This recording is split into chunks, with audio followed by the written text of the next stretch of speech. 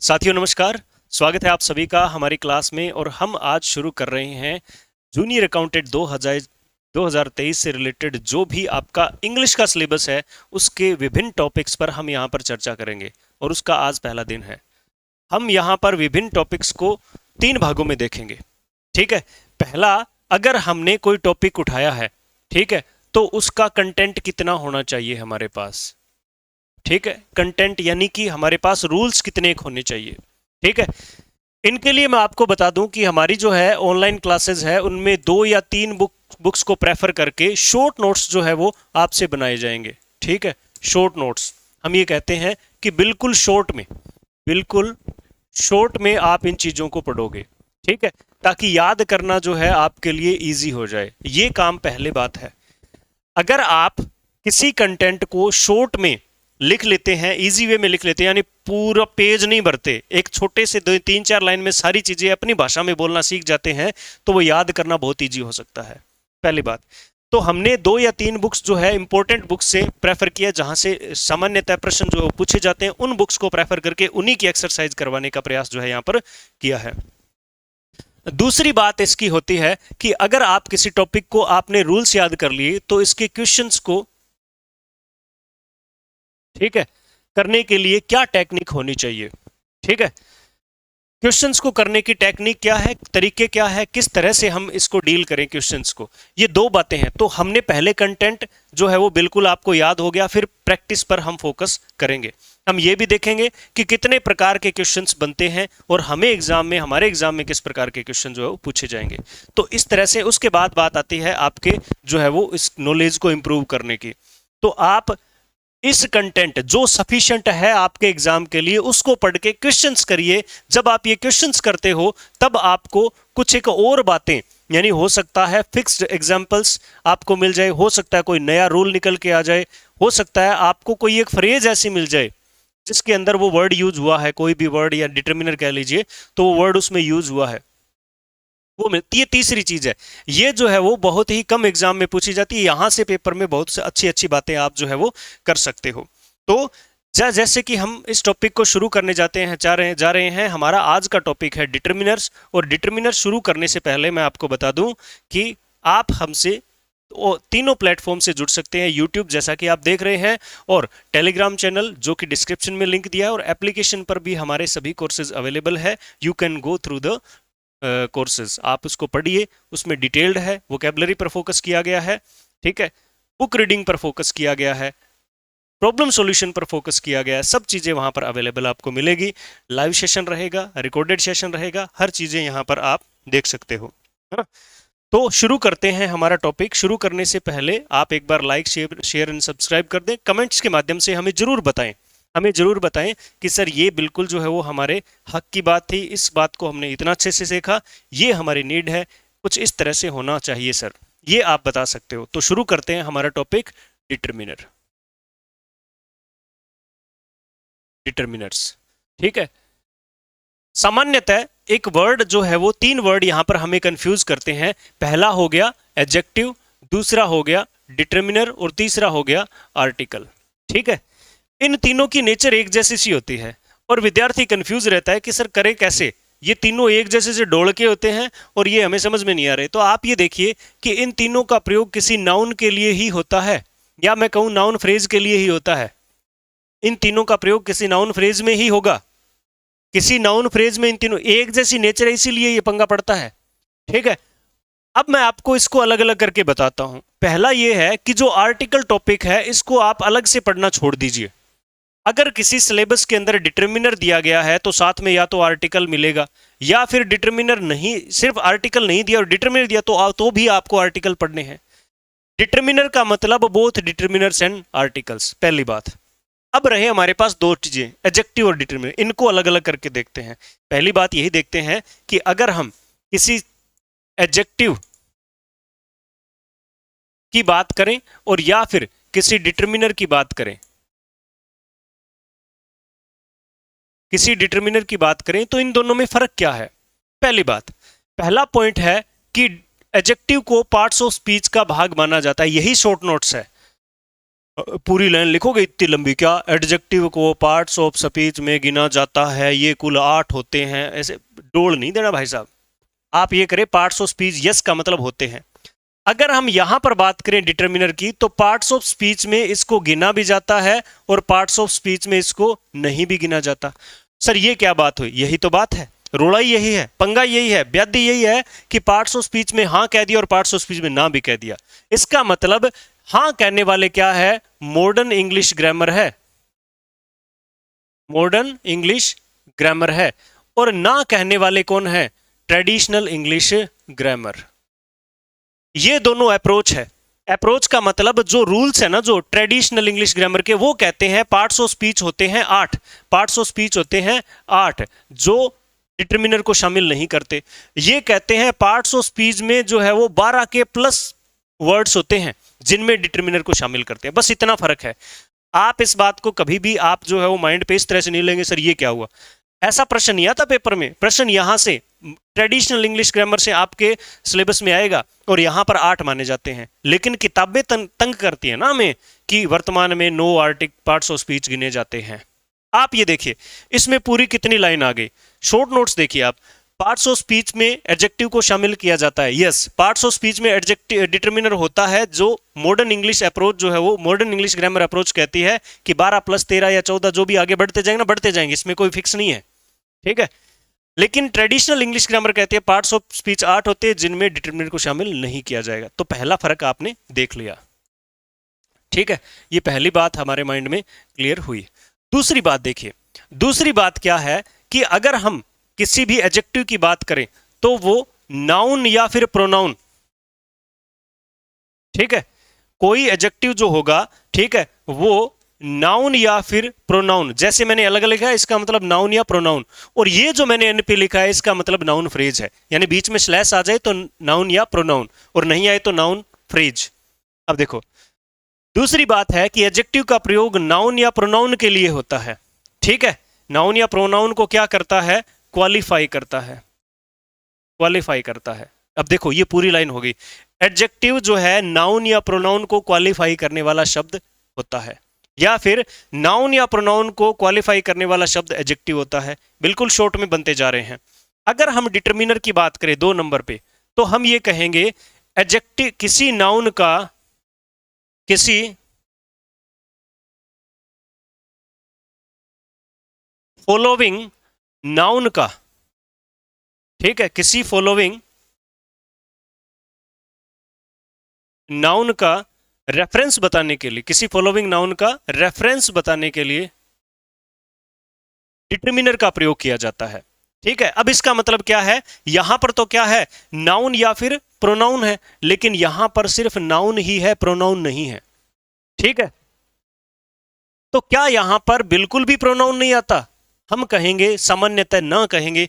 एक एग्जांपल ऐसा है जिसमें एक प्रोनाउन को भी डिटर्मिनर क्वालिफाई करेगा, एक ही एग्जांपल है, उसके बाद में कोई नहीं है, वो आपको विशेष क्लासेस में बता दिया जाएगा, ठीक है। तो ये दूसरी बात हमारी क्लियर हुई। फर्क देख रहे हो आप?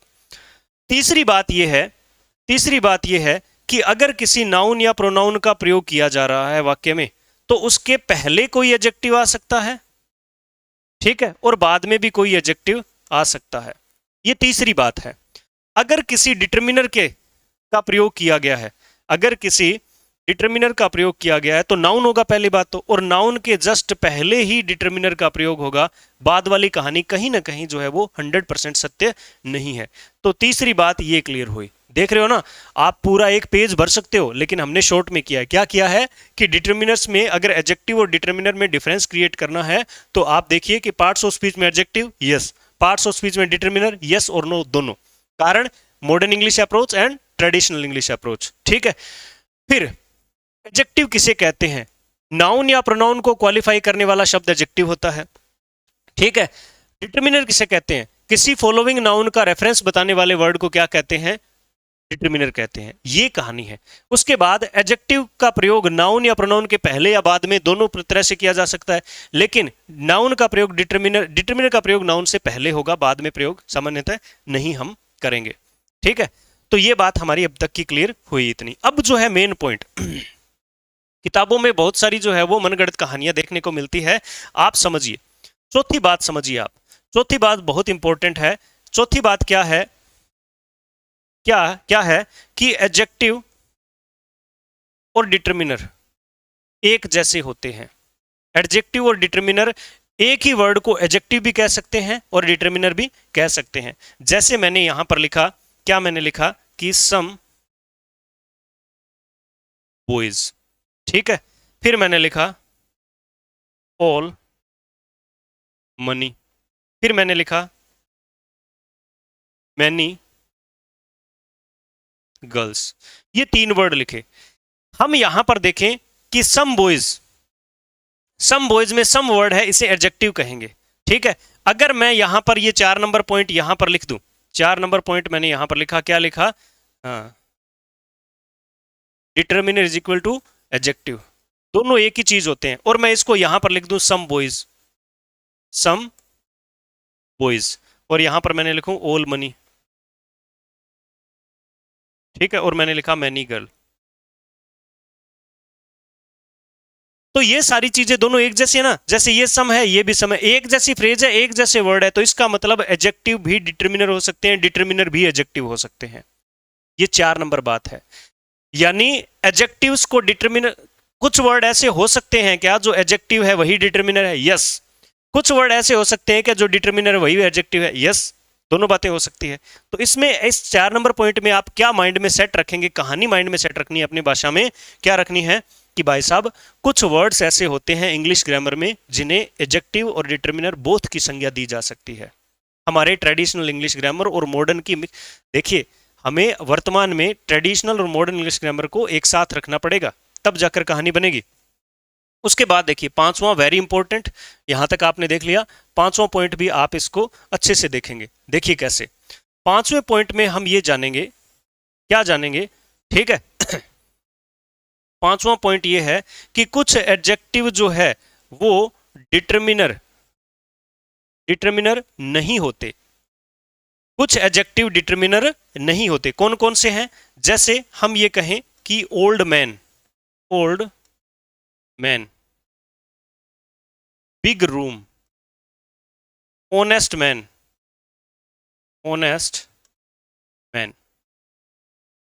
इनको अब अगर आपने थोड़ा बहुत इंग्लिश ग्रामर को पढ़ा है तो आप बोलेंगे इन्हें एडजेक्टिव ऑफ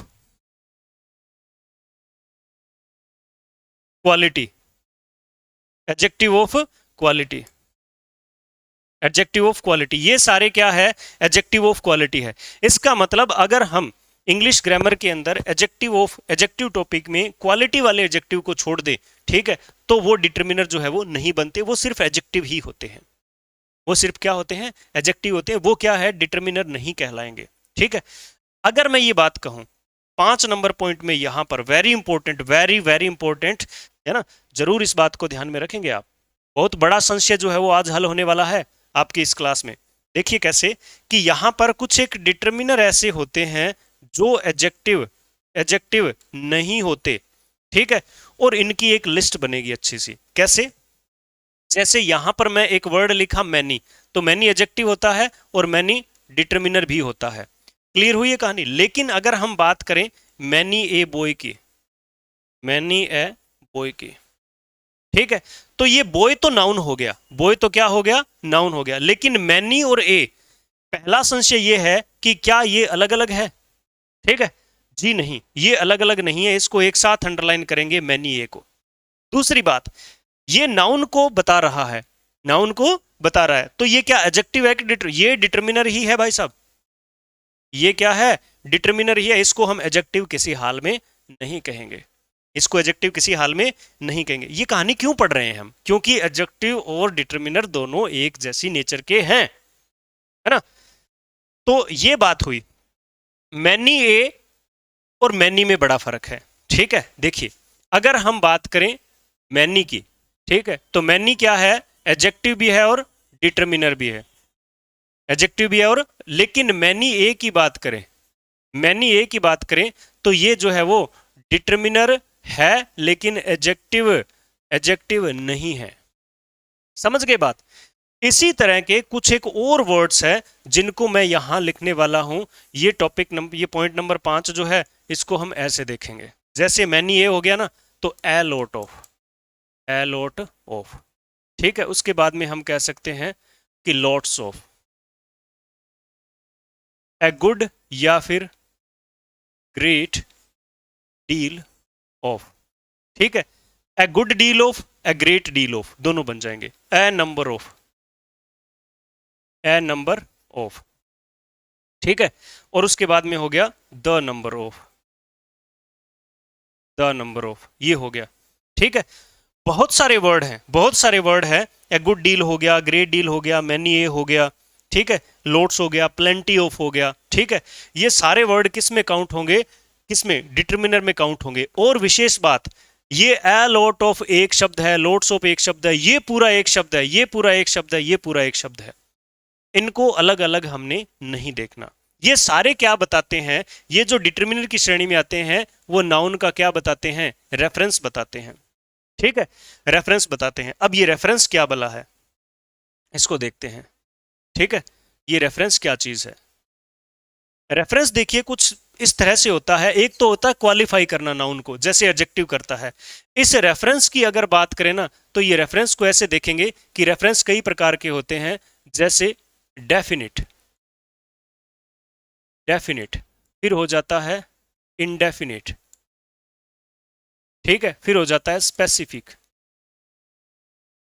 फिर हो जाता है जेनेरिक, जेनेरिक, जेनेरिक, और भी हो जाता है, ठीक है, प्रोक्सिमल हो जाता है, डिस्टल हो जाता है, ठीक है, पोकल हो जाता है, मल्टल हो जाता है। इस तरह के 4 और वर्ड आप लिख सकते हो।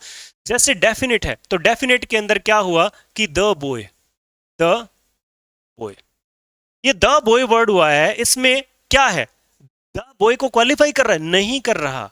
ये रेफरेंस बता रहा है, रेफरेंस दे रहा है संदर्भ में। इस नाउन के संदर्भ में बात कही जा रही है कि ये नाउन क्या है, डेफिनिट है, निश्चित है। ये बॉय कोई बहुत सारे नहीं है, एक ही है, द बॉय।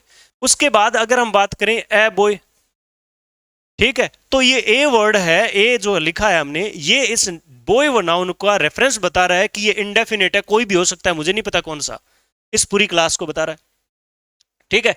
स्पेसिफिक में क्या हो जाता है, स्पेसिफिक में फिर आ जाता है, ठीक है, जेनेरिक में, जैसे स्पेसिफिक में आ जाता है, जैसे ए बॉय, ए बॉय, और जेनेरिक में भी क्या आ जाएगा, ए बॉय, ठीक है।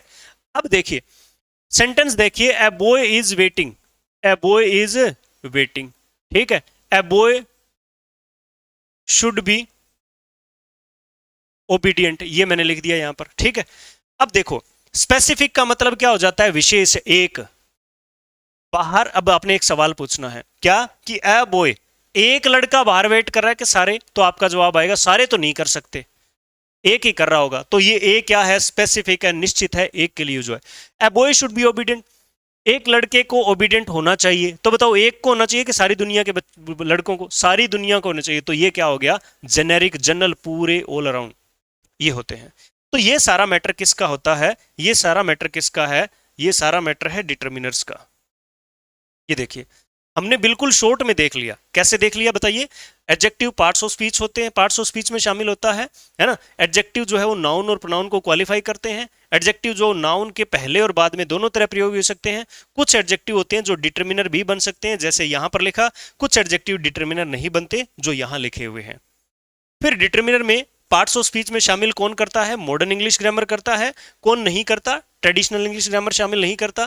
फॉलोइंग नाउन का रेफरेंस बताते हैं, ठीक है, ये तो क्वालिफाई करता है, ये reference, reference definite, indefinite, specific, generic, पोकल, मल्टल, डिस्टल, ठीक है, ये जो है वो सारे जो है वो रेफरेंस होते हैं। हम इसको कंप्लीट पढ़ेंगे तब बात करेंगे। उसके बाद डिटर्मिनर नाउन के पहले प्रयोग होते हैं। कुछ डिटर्मिनर एडजेक्टिव भी बनते हैं, सेम नेचर के होते हैं, और कुछ डिटर्मिनर एडजेक्टिव नहीं बनते, जैसे ये वाली लिस्ट और ये वाली लिस्ट, ये हमने देख लिया।